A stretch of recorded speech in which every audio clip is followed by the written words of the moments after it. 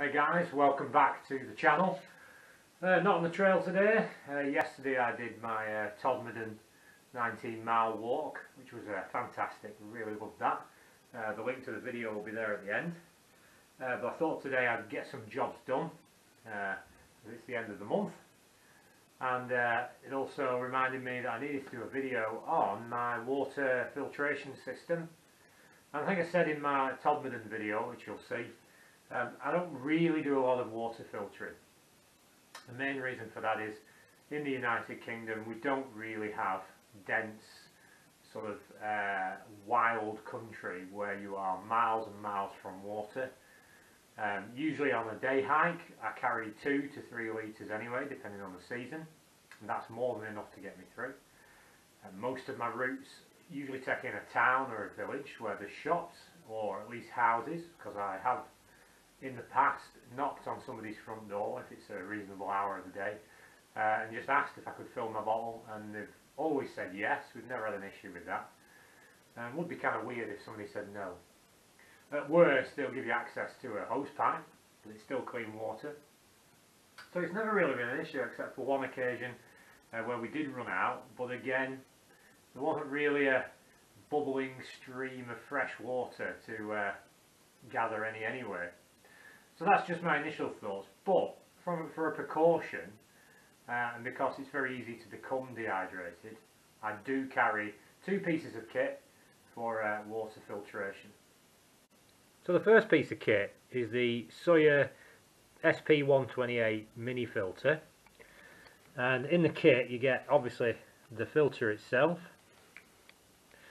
the sort of flexible plastic bag, which is going to be what you gather your dirty water from, a drinking straw that you can put directly on the filter to drink from a source, and it also came with a syringe to bat wash the filter when you want to clean it after use. So you simply put the syringe on one end and push clean water through to kind of get all the junk out of it. But obviously that's in my cleaning kit. I didn't get that out for the sake of this video. But yeah, that's basically the SAWYER Mini. So this I've only ever used once, and it literally was just to try it out because I've never used it before.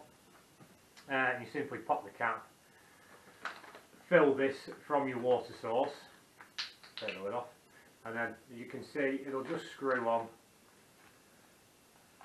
like that, and then you squeeze the bag for the water out. So for the sake of you viewers, and because I've not used it in ages, I am actually going to fill it so you can see the flow. This is just tap water. I'm not going to go out into the garden and find some dirty water. Not that there is any. So I'm just going to, this would be completely submerged in your river or your brook. So this is dirty. The bag gets dirty. You can't really drink out of it without risking mixing some of the drips and the soiled water in with whatever you're drinking. So that's the idea. Screw that on there, nice and tight. So there we go. You can drink it like that. I don't like the idea because it's too tempting, but if there is any leftover dirty water on the bag and you tip it up, that's going to come down, run down there to your lips. It's on your lips, you've contaminated. You really want this away from you and away from the container you're putting the clean water in. But just to show you the flow rate, I'm going to tip it back in there through the filter, and then you can see for yourself. So this is me not squeezing, this is just gravity letting the water go through, and then when I squeeze, that's quite a lot of pressure on the bag. It's only a plastic bag, so I really don't want to put too much in. So you've got to be patient. But that pretty much is the flow rate, which isn't bad. And this is a new filter. I've only ever used it once, like I said. So apparently, as the more you use it, the more it gets clogged, the slower the filter rate will be. Okay, so there you go. You can see it's very simple and easy to use. After using it like that, what's worth doing is just getting your syringe and just blowing the leftover water that's inside there out. Make sure you get it all out, and then put it somewhere warm, not really hot, but just warm, so that it has a chance to dry, so you're not leaving funky water in. And same with the bag.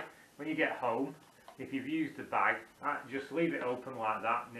I usually put it on a shelf near the radiator, which just allows the water to vaporise and just leave the container, so you're putting it away back into your kit dry.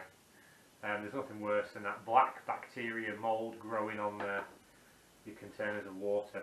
And that's pretty much it. It gives you instructions on the packaging, how to use it, and then how to clean it, and how to store it. Even says, bleach if necessary, to get all the funky stuff out.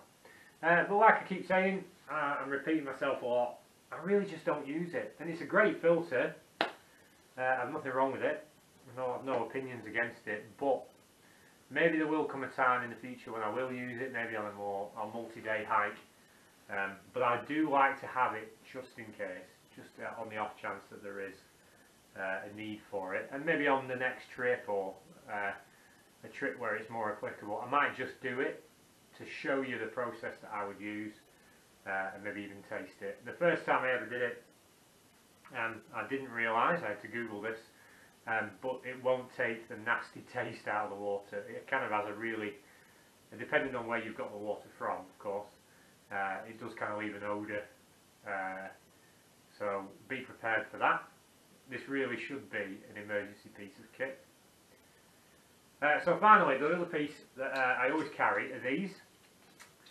These are the OASIS water purification tablets. This is more like what the army would use, and then your usual bushcraft survival people. They come for a pack of 50, they're very cheap, and I don't know what's in it, I can't read the ingredients. Oh, 8.5 milligrams of trochlocene sodium. Don't have a clue what that is, but I'm not overly keen on having that in my body. I won't lie, especially when there's warning labels warning you not to put them in the environment. And dead fish, dead trees. Not very encouraging. And I did hear from, who else uses these? Jim Baird. You can watch his YouTube channel, the Canadian. Long-term use of these can cause liver and internal organ damage. Just saying. But in a pinch, I would feel more comfortable maybe putting one of those in with my filtered water. So filter it first, put it into a container, then maybe drop one of these in just to be 100% confident I've nailed the bacteria inside. And I might even take away the taste and replace it with a bleach taste. I don't know. Again, I don't ever remember. I've been hiking for 15 years now. I don't think I've ever used these. They do go out of date. I did notice I had to buy some more. These go out of date in 2025. The last batch had already gone out of date. So for the price, I'm quite happy to throw them away. But again, that combined with that gives me confidence that in a worst case scenario, I can get clean water if there's some to be found. And finally, I'm just going to have a mouthful of this, what we're on today. Heart tea, it has rosemary in. I must admit, I do like my herbal teas. My last point is, in the UK, it's worth being very careful, very cautious where you get your water from. I mentioned in my last video, farmland, runoffs from moorland where sheep graze. You've still got to be careful to look up the river, look up the brook, make sure there's no dead animals. I come across them more times than you think. Dead animals in the water, feces. Don't forget the animals don't really care where they do the business, and you've got to be aware that if it comes off farmland, this could be a farm that uses pesticides, it could be a farm that's using chemicals to put nutrients back in the soil, that can put heavy metals into any water source. Because you think the rain falls, the rain goes into the ground, it's soaked up like a sponge and then runs off into the nearest brook or river, and you're going to be drinking that. So you do really need to be careful. The only time I've ever seen clean water sources is up Snowdon. Obviously mountains, you're getting runoff, you're getting snow melt. Again, that would be a better, more preferred source of water. Lancashire. But they're not. You're not going to come across those every day. So, to summarise, the SAWYER Mini is a great filter, the SP128. I've never had any complaints, except that these bags do tend to, you expect it, these bags do tend to give up pretty quickly, but you can buy more on Amazon or wherever you got the filter from. They're reasonably cheap, just buy more of them. I think the bigger version, not the Mini, the sort of fatter version, people, I have seen YouTubers say that they will screw onto bottles, so that would be even better. So maybe even think about getting the bigger version, which is just maybe a little bit bigger. If that could screw onto an existing water bottle, that would be much better than carrying this around. But this one doesn't, and I've tried. I've never found a bottle that screws onto that thread. Yeah, but get some more of these, and I say it would be worth having it in your emergency kit. What I do have is a ditty bag, and that is my sort of hat, gloves, spare socks, my Ralph power pack, and my water filtration. So anyway, I hope this video was helpful.